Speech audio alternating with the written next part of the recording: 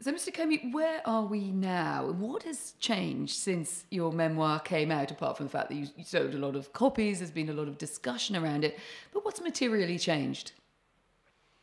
I don't think much that we've continued to see and struggle in the States, especially with the implications of this president's way of approaching his job, most prominently in the issue about children being separated from their families on the southwest border.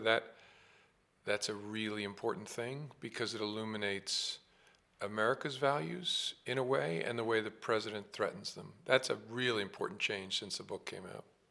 But President Trump has just signed an executive order reducing family separation at the border. So he does look like he's trying to address that. Do you think that's a sign that there is, Donald Trump is often seen as not responding much to criticism? You know him well. You've described him up close. That possibly he does. He takes on more than he wants to show that he takes on. That may be so. I don't know for sure. I think what you see here is the American giant, is the way I like to think about it. The American people are the embodiment of our values, and they're normally very busy and living their lives, and so they're not involved in politics. But they saw what was happening at the border, and without regard to political orientation, they rose up and expressed their disgust, and that forced action by the president. And the issue itself is important, but actually the awakening may be more important and of more long-lasting importance to the country. Melania Trump has just been on a visit to the border and has been photographed getting on Air Force One wearing the jacket with the logo "I really don't care" emblazoned on it. What do you make of that? I saw the pictures. I don't know what to make of it. Her spokesperson, I think, said it's just a jacket. It's not a message. So I'm not cool enough to know whether that's a statement about fashion or something beyond that. But you've seen how Team Trump operates close up. Do you think that the Melania Trump that you've encountered would do that without messaging something? I don't know. I don't know her. I've never met her. Team Trump itself, at least to my eyes, doesn't have a consistent strategy and isn't particularly competent at executing whatever their strategy is. So I don't assume malevolence when accident or incompetence is an available explanation. Do you think it might simply be incompetence? Or an accident, or I really can't speculate. I don't want to overinterpret a jacket, and I take her spokesperson at his word that it's a jacket. I wouldn't think that someone going to visit a center for incarcerated migrants would wear a jacket that to send a message like, I don't care, you're going because you care. So I don't know the answer. I guess I shouldn't speculate. And I'm not cool enough about fashion to have any more insight. You previously said that he was morally unfit to be president. Has your overall opinion of the presidency shifted at all? Mine has not. My concern about the president is actually not at the policy level, it's at the moral level, about the way in which our values are threatened, especially the rule of law and the truth, by his behavior.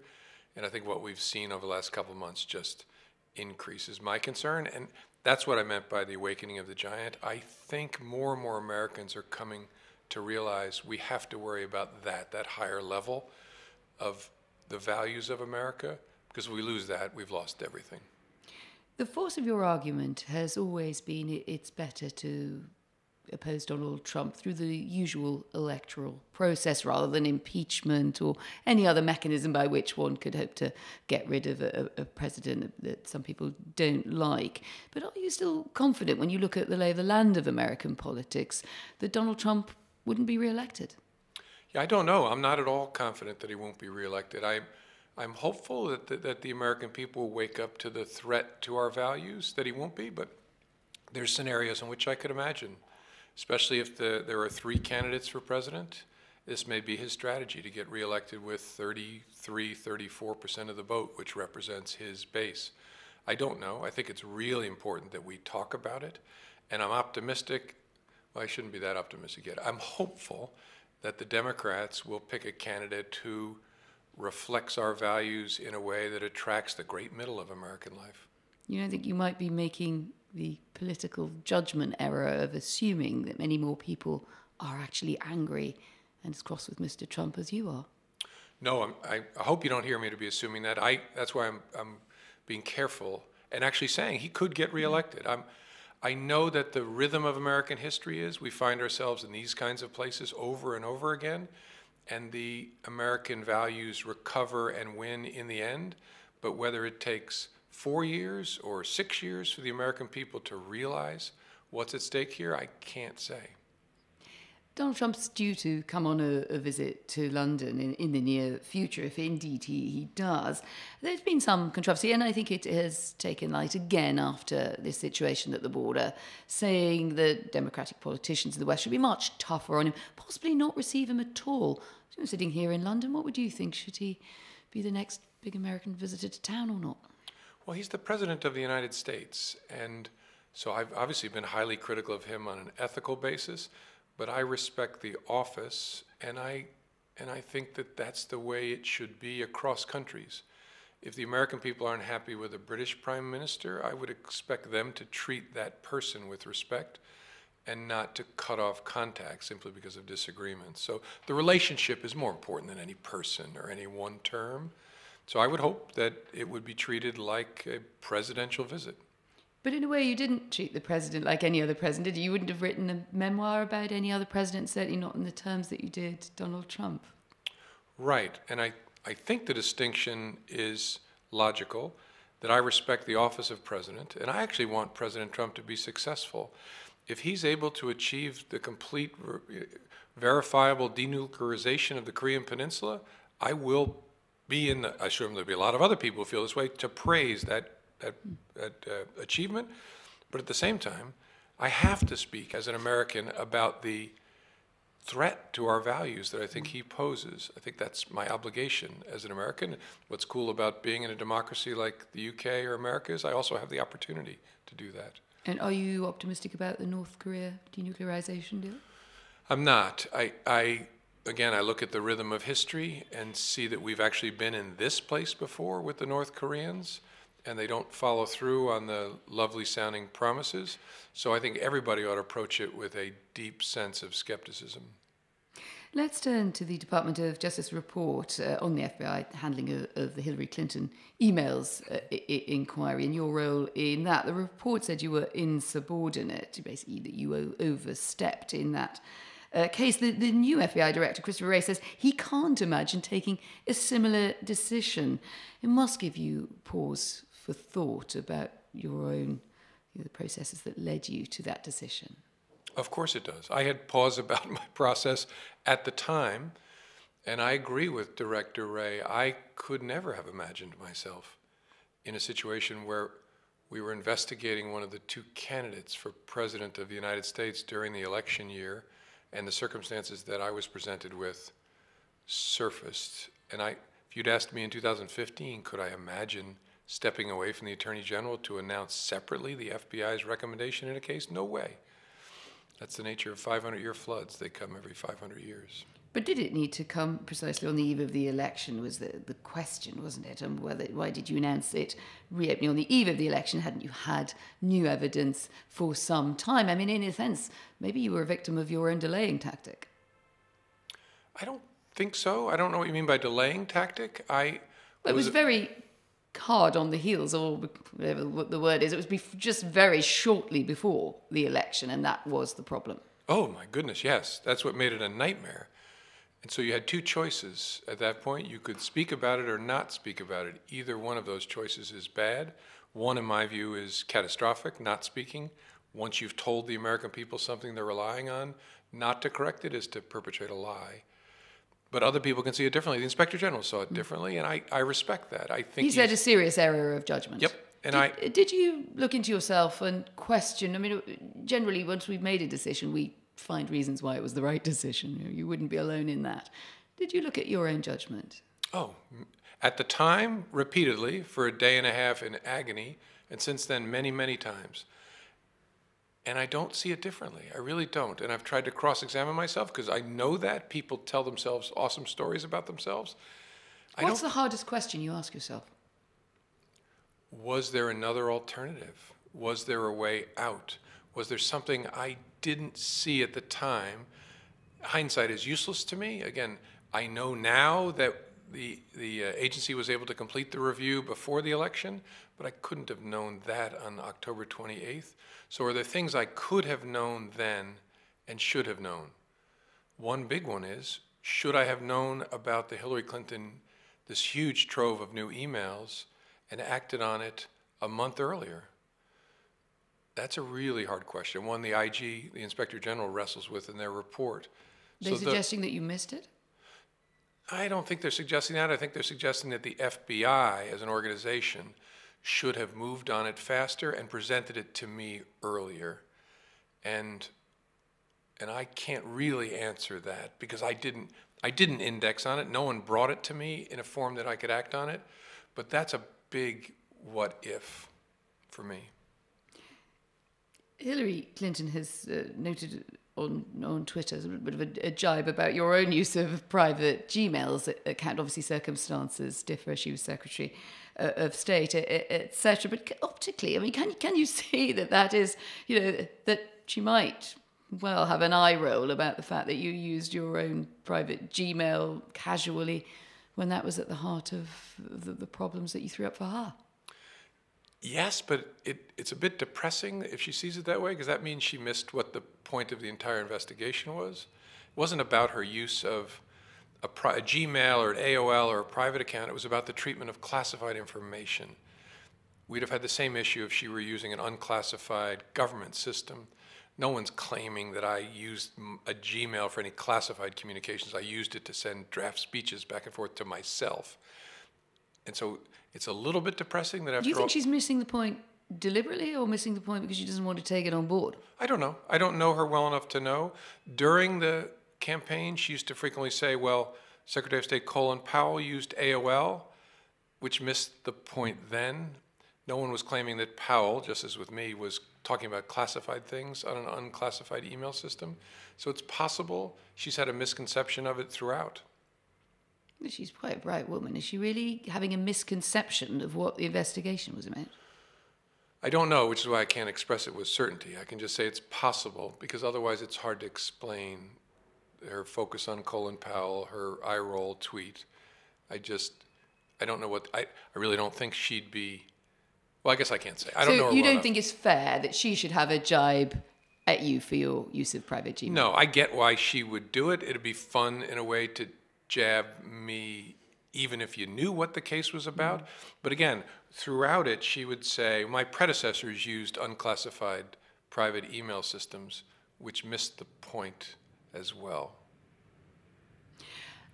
You talk in the book about your regrets and sometimes even a sense of panic, really, that you may have impacted the election and swung the election for Donald Trump, because by this stage you're out there saying that you don't think he's fit to be president. But how sure are you that you made any difference, really? And have you changed your mind at all about that as the presidency's gone on? I hope I made no difference at all. My wife, who was a strong supporter of Hillary Clinton's, hopes there'll be a scientific study at some point that proves I had no impact whatsoever. And this may sound strange, but it doesn't change how I think about the decision that I had to make on October 28th. Because I don't think the FBI director can make decisions based on partisan considerations. So even if someone had showed me that if we made this decision it would have the following impact, I don't think you can legitimately consider that in the role that I was in. And again, I've read a fair number of things by experts trying to figure out whether we had an impact, and the answer is likely we'll never know. And it's also part of a normal human phenomenon to blame the last cause. That is, when a team that's heavily favored in a match loses the match, you tend to focus on the goalie missing a stop in the last 30 seconds and not focus on the fact that you gave up 4 goals in the first period. And why did that happen? I get why people focus on that point at the end, but I don't know whether it made a difference. Do you think you scored an own goal?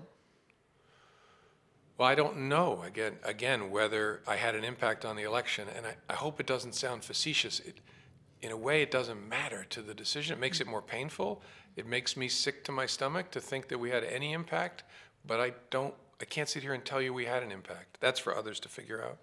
I mean, what I think is so fascinating, listening to you talk now and thinking what you wrote in the book, is you spent a career clearly cultivating a non-partisan image, and you ended up in a position where lines like this could be written about you. Mr. Comey believed he alone could protect public trust, but he negatively impacted the perception of the FBI. And someone said to me yesterday, you were the most politically active director of the FBI since J. Edgar Hoover. Fair? No, well, it depends on what you mean by politically active. I and the FBI really were overly involved in politics. Well, when you're the referee in a World Cup match, are you involved in football? In a sense, you're on the field and you have to make calls, but that doesn't mean you're on one team or the other or rooting for one team or the other. The FBI found itself investigating one of the two candidates for President of the United States during the election. We were doomed in a way. The decisions I made were all made trying to pick the least bad of terrible options to protect the institution in the long run. And honestly, even in hindsight, and I've asked myself this 1,000 times, I think we made the best decisions. Of course it led to damage to the FBI, but the question you have to ask is compared to what? If I had chosen not to speak on the cusp of the election and concealed that we had restarted that investigation, I think I'd be reading an Inspector General report today excoriating me for damaging the FBI for the rest of my life.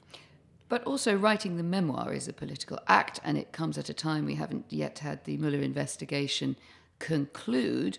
So this could be seen to feed into a mood of hostility coming out of the FBI, and some of the details in the report would appear to back that up, at least in some cases, a political hostility to the president. That, of course, then puts the FBI in the spotlight on that charge. Have you aided that with this memoir?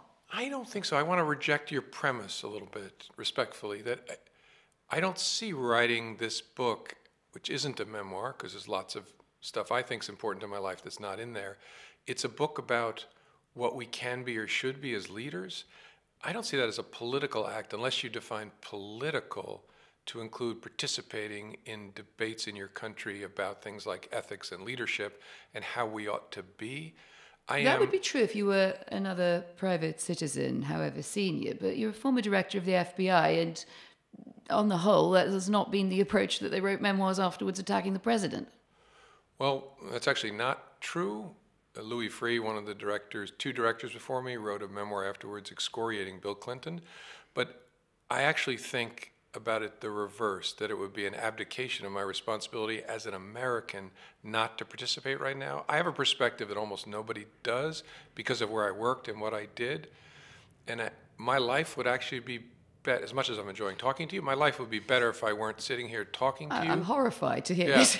But I think that would be a cowardly thing to do. And I'm not doing this to... You didn't pause because you'd already had problems with timing. I mean, inevitably, and whoever was in your shoes would have had this, knowing what we now know about Clinton investigation and about the Russia investigation. Timing was never going to be your friend. Nope. You could have waited till after the Mueller inquiry. You could have waited till things had sort of, basically, the whole story had been flushed out on possible collusion with Russia. So the charge is you're getting in the way with this memoir. Yeah, I get that, but I really don't think so, and here's why. And I say this as an experienced prosecutor investigator. My account, to the extent I'm a witness, is locked down. I wrote the memos right after the events. I testified under oath about it a year ago. So there's very little chance that I will affect my own ability to be a witness. But what would be the right time? I'm not really going to interview you, but I'd turn the question around. So what would be the right time? I published a book a year after I left office. And could I really look myself in the mirror if my concerns are about ethics and morals by this president? Could I look myself in the mirror if I waited till the damage was more severe to speak about it? I couldn't.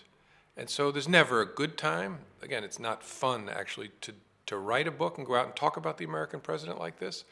But I think this is a reasonable time to do it. And if I did otherwise, I would be a bit of a coward.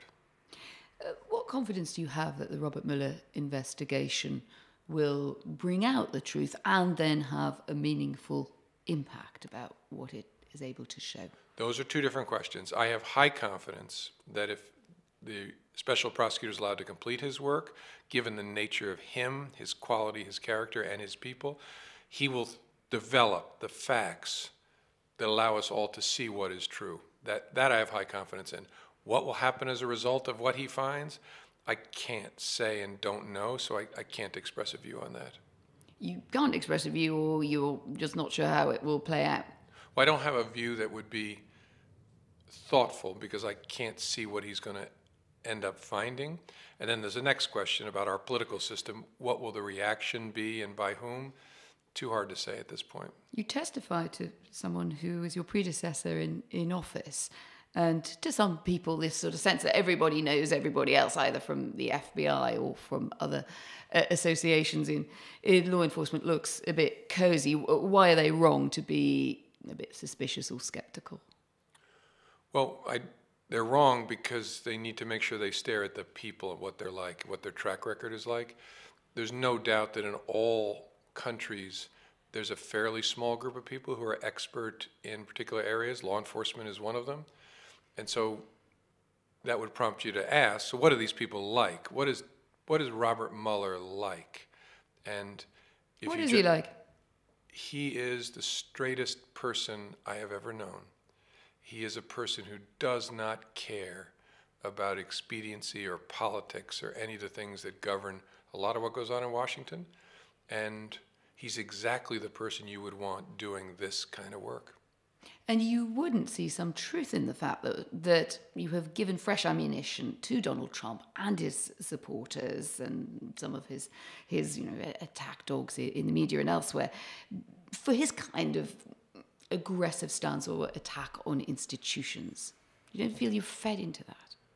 I don't think so. I mean, he fired me on television and then started attacking me and my credibility and my character immediately.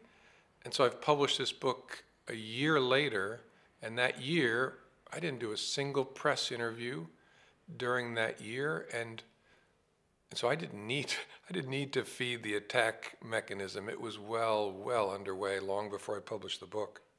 And one of the things that the Mueller investigation is looking at is possible obstruction of justice in your firing and in the handling of your case by the Trump administration. Do you feel that justice was obstructed in your own particular example? I don't know. It could be, but as a witness, I can't see enough to give you a final judgment on that. That's something that the special prosecutor will have to figure out, because obstruction of justice in the states requires a very specific intention to do wrong and obstruct an investigation. It's possible, but I can't answer that question based on what I know. But you were in the room where it happened, when Trump asked for personal loyalty, and the strong implication was linked to dropping the investigation into Mike Flynn, his security advisor, over the Russia connection. Would that not sound to you like a possible cause? Right, that's why my answer is it could be. It certainly concerned me and the leaders of the FBI a great deal, but the ultimate question depends upon facts that I'm sure the special prosecutors worked to gather that I can't see. What were the emails around it? What did the president say before and after this? Those things that I don't have access to. Would you like to see the Mueller investigation conclude soon? Because in many ways, I mean, you're a bit on the pranger as long as this goes on, that we wait and see how long it comes out. Are you in the way? Have you affected it? I mean, surely if you were sitting in those shoes, you would like the investigation to be over soon. Sure, you always do. I remember over and over again telling the Hilary Clinton team that we need to do this quickly, but always well. And if you have to choose between them, do it well. So, and I've supervised lots of investigations, you always want to do it as soon as possible, but each case takes the time that it takes to do it well. So I don't know whether Robert Mueller's on the cusp of finishing while I'm sitting here talking to you, or whether it will take months more. And no one can tell, because no one can see what's going on inside his investigation, because it's a professional investigation.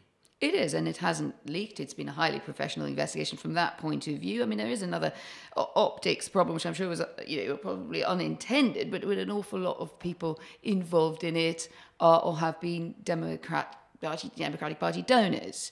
Do you see that that's an unfortunate perception from the stance of those who may be looking at it thinking, why does my guy get a fair shout here? Yeah, I understand why partisans have seized on that, but I also understand why that the Director Mueller is actually forbidden by American law from asking people, career people inside the Department of Justice about their political affiliation in hiring them, because we want people to be able to have their own political views.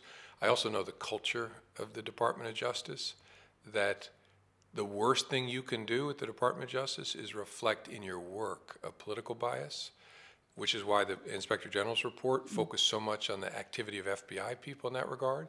So I get why partisans would seize on it, but it's highly misleading to use that to try and attack the special prosecutor. He can't know that when he hires people. He hires them based on their intelligence and their experience. Not because there is inherently a tendency for people there in that organization to be more politically one way than the other. No, and look, a lot of the prosecutors that he hired were the best from New York, and so you do the math. New York is a largely Democratic community, and so the law of numbers would tell you you're more... Maybe you should have hired them from somewhere else. Well, maybe, but he wants to hire the best. He's not considering politics, and so some of the very best minds in American law enforcement, especially on the prosecution side, are in the U.S. Attorney's offices in Manhattan and in Brooklyn. So if you want to hire the best athletes, you go where they're the strongest, especially because you don't care what their politics are. You need high intelligence and high ability. You've watched how Mr. Trump responds to pressure close up. Do you think he'll testify, or do you think he could even risk being subpoenaed? I don't know. I would hope that he would cooperate. Again, he's the American president, and this is a lawful, appropriate investigation by the Justice Department. And I mean, he once said to me, and I wrote this down in a memo right afterwards, that if one of his satellites, meaning someone around him, had done something wrong in connection with Russia, it'd be good to find out. I hope he still feels that way and would cooperate given his role. Now, I'm not his personal lawyer, so I can't advise him on whether that, stepping aside from the role of president, whether that would be a smart move as a citizen. But I would hope as an American president he would cooperate. And what's the best way to cooperate? Just to go and talk to the inquiry or to set terms? Well, anybody speaking to a prosecutor wants to set some kind of terms for how long it will go on and that sort of thing. But yeah, to submit to an interview would strike me as a responsible thing to do when you're the president of the United States. I suppose if you hadn't been fired so publicly from your job, you'd be in charge of the investigation now. Do you wish you were in Robert Mueller's shoes? That's hard to say. I wish I was still at the FBI because of the people and their mission. And Bob Mueller's got an incredibly hard job to do. And no matter where he ends up, it's very similar to where I was a year ago. He will be savagely attacked by at least one team. Maybe both. I've been attacked by both teams. Maybe he'll anger both teams. But what's amazing about a person like Bob Mueller is he doesn't care.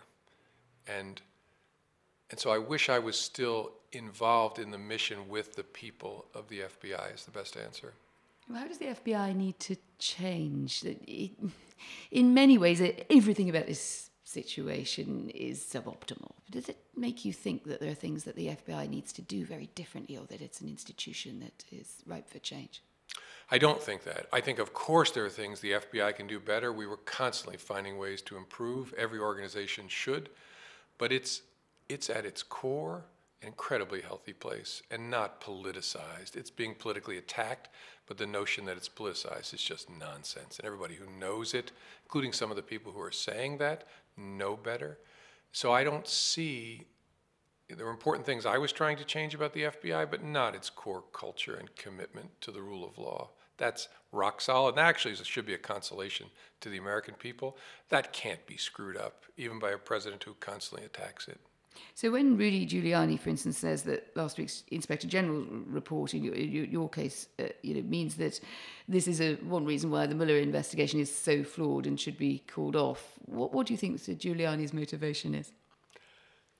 He represents a client, and I can't figure out what his strategy is, but he's obviously trying to pursue some sort of strategy by saying things like that. It doesn't make any sense to me what he's saying, but I don't know exactly why he's saying it, other than to say he's representing a client, and so he's saying things he thinks help the client. It is possible when we use the word collusion to repeatedly about Russia. It's an unpleasant word, isn't it? It has very unpleasant connotations, but I think you pointed out numerous times that there isn't a crime called collusion. No, I've never heard of it before. So does that mean that we could actually be, I don't know if this resonates with an American, but hunting the snark? We could be looking for a unicorn snark that doesn't really exist. That what we find is lots of things that don't look too good about the Trump administration's dealings with Russia, unwise, perhaps foolish, but in the end, not criminal. That could happen, but wouldn't be a product of a focus on collusion. I hate to get all lawyer on you, but collusion is just not a term in American law. What is being investigated is conspiracy. Did anyone knowing what the Russians were up to assist them in their efforts, or what we call aiding and abetting? Did anyone knowing what the Russians were doing participate to help them? And so that's a sensible thing to look at. You still could end up in a place where you don't find enough to conclude there's criminal wrongdoing. And I suspect if that's what the facts are, that's what his conclusion will be. And is your personal view that Russia is culpable of that kind of activity towards the American democratic process? Oh, overwhelmingly. That's not even a serious question. The serious question is, were there any Americans who, with knowledge of what the Russians were doing, assisted it, helped it, participated in it? That's the question that the special prosecutor has to focus on. I'm curious that you talk in the book about your prosecution of many mafia figures, mobsters. You've compared Trump to a mafia boss, and yet he does seem like the Teflon man. Very little really seems materially to alter his situation as president. You think he stains those who come into contact with his administration. What would finally stain Trump? Well, the rhythm of history, of American history, tells us that eventually the American people, in their great mass, will tire of him and come to realize that he threatens what is essentially America, which is our values. And you're starting to see a little of that with the treatment of children at the border. But if history is a guide, and I believe it is, the American people will tire of the show and come to see that whatever trade they convinced themselves was worth it to elect such a person, it isn't in the long run worth it to trade our values for the rhetoric, the promises of a particular person like that. Your answer might look to some people better if Trump doesn't get a second term. That if you're still having to say that with a possibility of a two-term Trump presidency, what does that prospect hold for you? Well, it's possible. And look, it's the responsibility of the American people. I hope to be part of a conversation to awaken the giant that is the American people, that are essentially ethical, good people, and have them realize that a threat to our values transcends politics, and that you can't have a president who doesn't reflect American values. Now, maybe that won't happen. Maybe the fever won't break until a second term, but the lesson of American history is it inevitably breaks. Right? Joseph McCarthy was a senator from Wisconsin who dominated American politics from 1950 to 54. People in his party were afraid to stand up to him to say he was acting inappropriately, and the fever broke and Joseph McCarthy was ruined and then disgraced and left office. And that's the rhythm of American history. You use fever as an interesting metaphor. Do you think that Trump is a kind of illness in the political system? He's not. He reflects a pain and an illness that is a regular feature of American life. We make great progress, there's change and turbulence and pain, and then we suffer a period of fever, and then we recover. And we're stronger for it. I know this sounds like a strange thing, but I actually think Donald Trump in many ways, unintentionally on his part, is actually helping America, because we're so caught fighting about policy issues that we lose sight of, many times, what unites us. There's a revisiting of people's view of George W. Bush and Barack Obama, both of whom were viciously attacked by partisan opposition. Now people are stepping back and saying, well, wait a minute, both of those people were committed to American values. Wow, we need that in the Oval Office. And that's obviously not Donald Trump's intention, but by example, he's showing us what we need. And in an odd way, that's healthy for us. You're going now to start another phase of your career. You're going to start teaching, aren't you? You're going back to college. So yes, I'm very excited so to speak. Tell me a bit about that. I'm going to teach in a public policy course at the College of William and Mary, part-time in Washington, part-time down in their Virginia campus, to about 30 students, and I'm incredibly excited about it. We're going to have my book as part of the curriculum, which I'm giving to the students, because I never liked those professors who made me buy their book. But we're also going to read books, Hannah Arendt's book on the origins of totalitarianism, serious books, Reinhold Niebuhr, to think and talk about leadership, what people are like, and how, given our flaws as human beings, leaders should think and act. And this generation of students that you will be teaching, how do you think that they should act, should think, should prepare themselves to be active citizens and perhaps be more effective, given the events in the last few years in America, than their parents' generation? What do they need to get right? First, get enthusiasm right, and they've got it. I mean, the number of students who wanted to be in this course is some example of it, but around the country I see a hunger in young people. My fear was they would react to this ickiness in American politics by pulling away. They're not. They're leaning forward. So that's the most important thing. Keep that enthusiasm and learn to be a quality thinker. Learn to understand other people's perspectives, to question your own. To make ethical leadership is not about the decision you make, it's about the way you make a decision. Right? People aren't always going to agree with your decisions, but did you think about sources of authority, about external reference points? Did you have a quality environment in which you made the decision where men and women could speak the truth to each other? That's ethical leadership. And so to be an ethical leader, you have to become a quality thinker. Expose yourself to other points of view. Look, I see that, but if somebody says, well, that's fine, that's the macro view. The micro view is you used what were clearly, it was private conversations, private memos, which I think you're still being investigated, because in the end you decided that your take on ethics mattered more than the sort of communal garden respect for privacy in memos with the White House. What would you say? No, that's silly. I mean, you're not silly, but I've heard that critique. As a private citizen, I can speak about, share, and write about conversations with the president that aren't classified. And I've done that. My book was reviewed. All of those conversations are in the book, reviewed by the FBI for classified material. There's none. It's a long tradition in American life. People leave office and write reflections on their time in office. That's actually, I think, good for us. And so the notion that I was doing something improper is frivolous. Any quick reflections on the mood that you're seeing here in Britain? Does it feel sort of interesting or puzzling to walk into London in the middle of another week of Brexit storms? Well, people in the UK are interested in the kinds of issues and values, challenges that we're wrestling with in the United States. So there's an engagement here that is palpable. And the weather's always good in London. So I've heard. James Comey, thanks very much for joining us. Thanks for having me.